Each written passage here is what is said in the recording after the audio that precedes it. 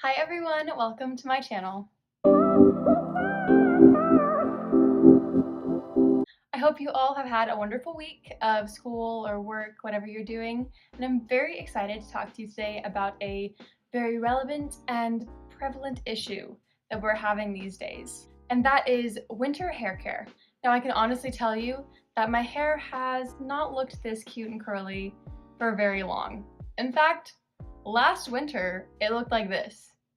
I'll share a few photos of what my hair has looked like in the past few years because I've gotten some requests to show what my hair has looked like previously, but it is not a pretty picture, and it's only been fairly recently that I've truly understood my hair and what it needs.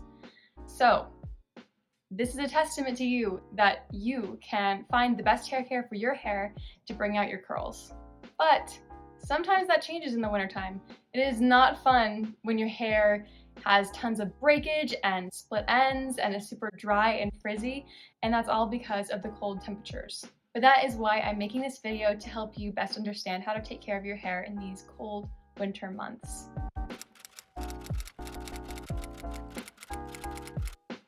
My first tip that I want to share with you all is doing oil treatments.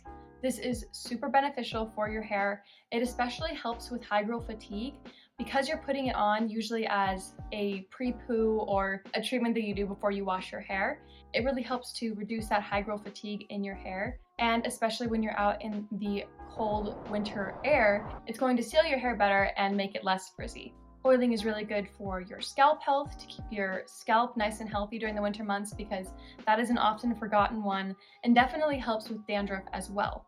Oils have fatty acids in them that help with lipids in your hair. Lipids are great to keep your hair nice and shiny and give you that healthy look and feel that you need. So doing those oil treatments are super helpful for your hair.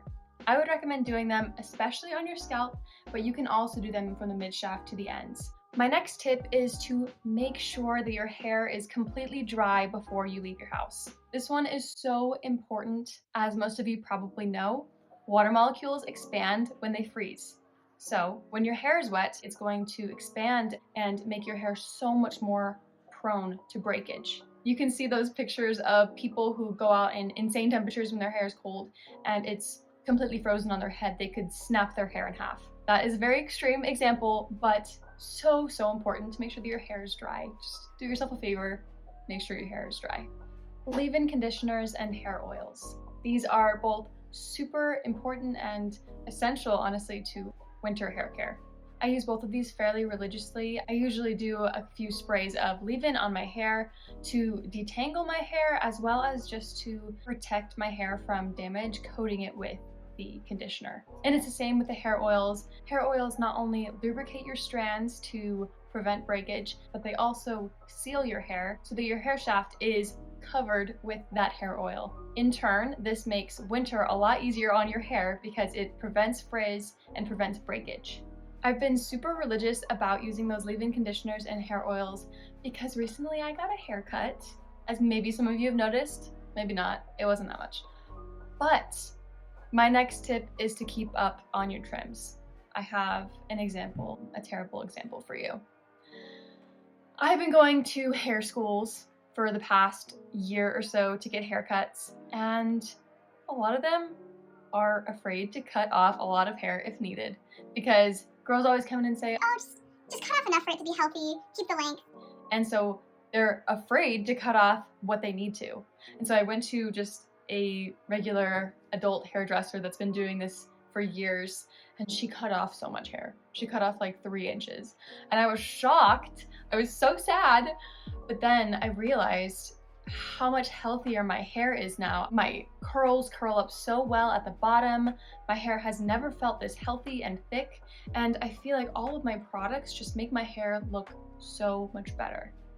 So please keep up on your trims. I know that you want to keep growing your hair, but if you want it to look healthy, trims are the way to go, more than anything else.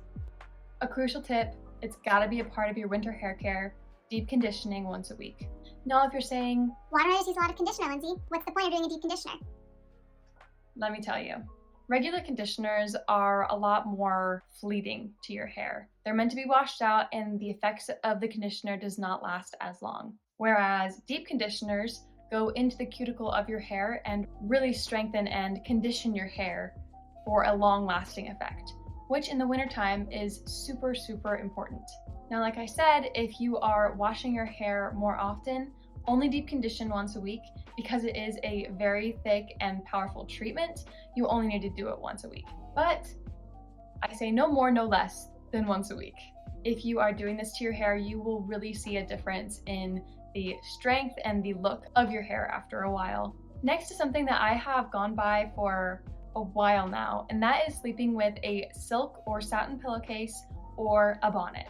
I think this is one of the biggest things that has saved me from having really frizzy hair when I wake up in the morning.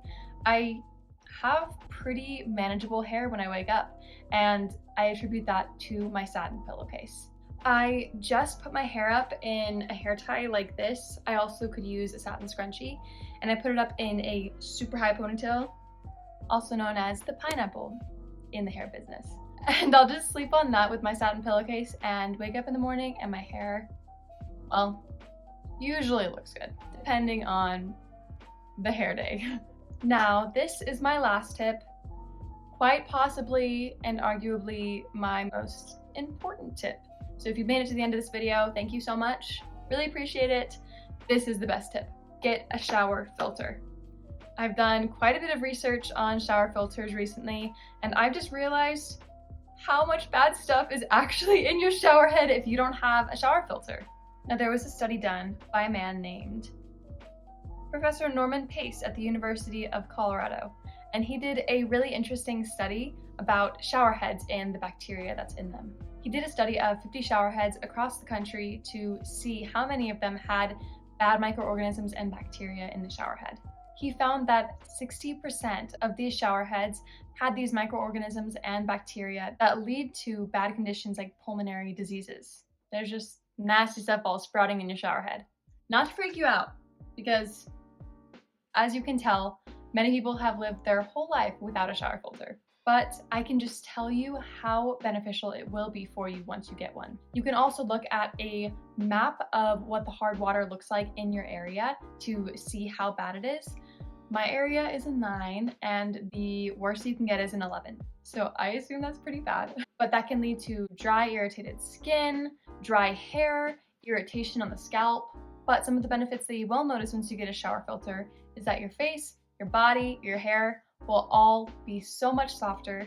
You can use less shampoo and conditioner in your wash because your hair will lather much easier without all the bacteria and minerals in the hard water.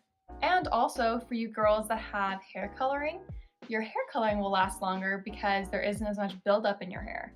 Again, don't want to scare you all, but seriously, I think that one of the best investments that you could do for yourself is to get a shower filter. That's all that I got for you. I think the last thing that I can say is just continue to be patient with your hair.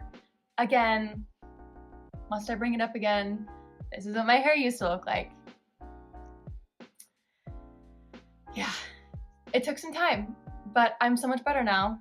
My hair isn't on its A game today, but it's pretty good and I'm pretty proud of it from where it's come from. So just be patient and be so happy embracing your curls. But I hope you all enjoyed watching this video. Thank you so much for watching. If you like this video, make sure to click the like button and subscribe to my channel to see more content from me. If you have any other winter hair tips, leave them down below in the comments. I would love to read through those and get some more advice on that. And if you have any friends that you think need a little bit more help with their curly hair and embracing it, share these tips with them and we can all embrace our curls together. But I hope that you all have a wonderful week and I will see you next time. Bye!